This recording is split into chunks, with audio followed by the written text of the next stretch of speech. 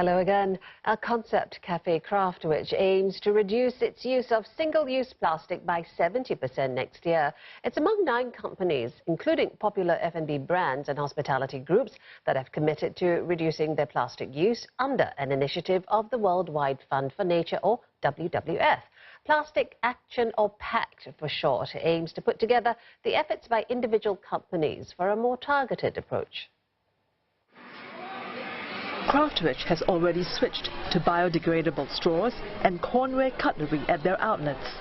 They've also started charging for plastic bags and stopped offering straws and lids altogether unless customers ask for them. The cafe is also looking to revise their takeaway packaging options by removing plastic panels from their sandwich boxes for a start.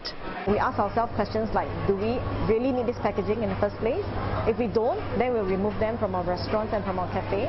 And if we do, then we also review and see how we can actually make the packaging more efficient. The second thing we look at is we look at the packaging materials, and we look at alternatives to plastic.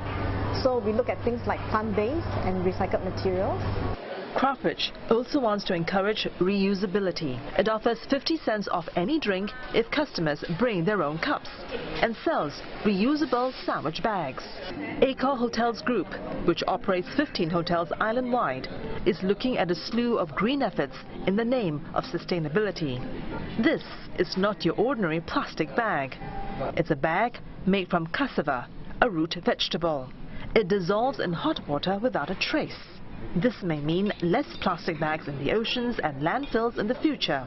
It's one type of sustainable packaging the hotel group is considering to introduce. Guests attending meetings here will no longer receive plastic mineral bottles. Instead, there will be glass water bottles and cups for guests to drink from. They're also testing out various alternatives to plastic in their F&B operations, like straws made from sugarcane and cutlery made from coffee grounds. This is where our link with WWF comes very handy because they have the technical know-how, the scientific knowledge, they've got the contacts with various suppliers, and we're able to validate, because it's very important for us to validate where the sources come from, and to make sure that they've got all the right documentation and all the proper processes in place. WWF is also looking to get some other industries on board the initiative, like manufacturing and retail, through workshops and roundtable discussions.